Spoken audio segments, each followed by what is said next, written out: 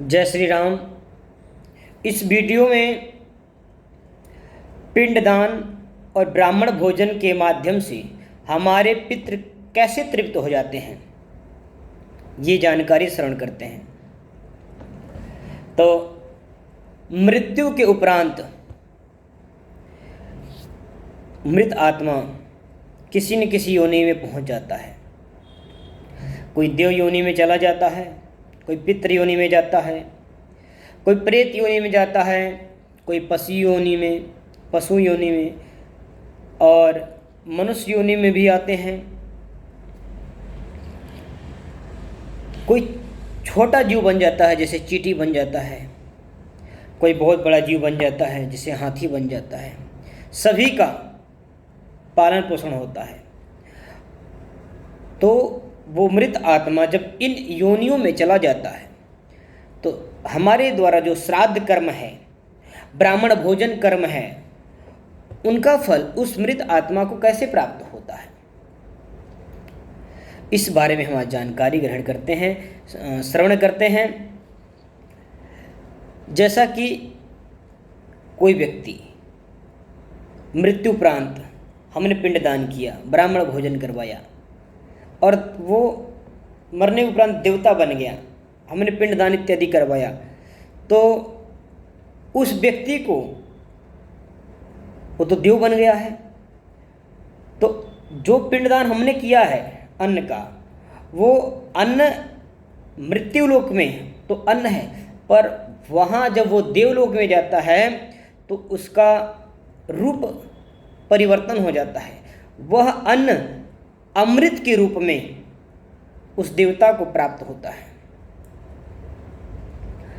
कोई पशु योनि में है, उसके लिए अगर हम कर रहे हैं पिंडदान इत्यादि, तो उसको तृण घास के रूप में वो प्राप्त हो जाता है दान। कोई नाग इत्यादि के योनियों में है, उसके लिए हम पिंडदान इत्यादि करते हैं। तो भगवान के माध्यम से जो उनका भोजन बनाया गया है, वायु भक्षण करना, जब सर्पों को कुछ नहीं मिलता तो वो वायु भक्षण करते हैं,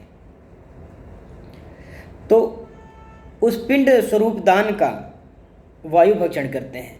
पितरों को भी पान करने का योग्य प्राप्त होता है। और यहीं मनुष्य योनि में अगर कोई मरने उपरांत आ जाता है तो उसको अन्न पिंडदान ब्राह्मण भोजन के उपरांत अन्न प्राप्त होता है।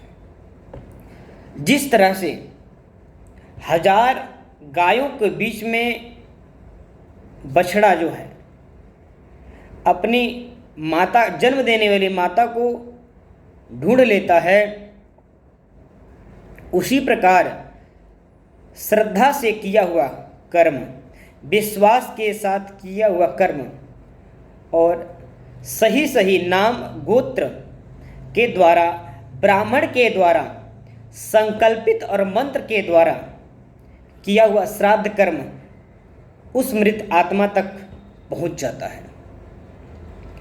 तो उस ब्राह्मण के मंत्र में वो शक्ति है, वो पावर है कि उस मृत आत्मा तक, वो मृत आत्मा चाहे सैकड़ों हजार योनियां पार कर चुकी हूँ, फिर भी उस योनि में उस जीव को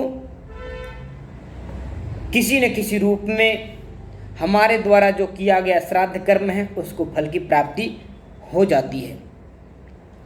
अब आते हैं कि ये तो पिंडदान का हो गया। ब्राह्मण भोजन के माध्यम से हमारे पितृ कैसे तृप्त होते हैं। तो जब ब्राह्मण को हम निमंत्रण देते हैं और ब्राह्मण हमारे घर में आ जाते हैं श्राद्ध देश में, अर्थात जहाँ पर श्राद्ध करने का स्थान है, ब्राह्मण वहाँ जाते हैं तो पितृ उस ब्राह्मण के शरीर में सूक्ष्म रूप लेकर स्थापित हो जाते हैं। सूक्ष्म रूप से संबंधित जिस प्रकार से वायु होती है, वायु कभी किसी को दिखी नहीं कि वायु को कौन सा रंग है, वायु को क्या रूप है, कितना बड़ा वायु को आकृति है, यह किसी को पता नहीं चला आज तक। और पर महसूस हर एक किसी को होता है। हम यहाँ बैठे हैं तो वायु है, इस वजह से हम जीवित हैं, पर हम वायु को देख नहीं सकते। उसी प्रकार से पितृ के सूक्ष्म शरीर होते हैं वायु रूप में, हम उनको देख नहीं सकते पर महसूस कर सकते हैं।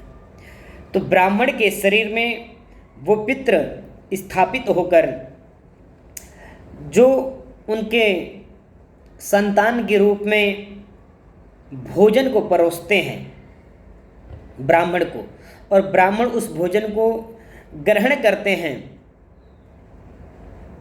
तो भोजन के जो कण हैं, जो रस हैं, उनको पितृदेवता पान करते हैं, भोजन के सुगंध को ग्रहण करते हैं, जिससे वो तृप्त होकर के और प्रलय पर्यंत तक हमें सुखमय धन धान्य से परिपूर्ण बल, शौर्य, विख्याति और इस प्रकार के आशीर्वाद देते हैं। अथर्ववेद में यह श्रुति है, इम मोदनम निददे ब्राह्मणेषु विष्टारिणम जितलोकम स्वर्गम। तो इमम ओदनम अर्थात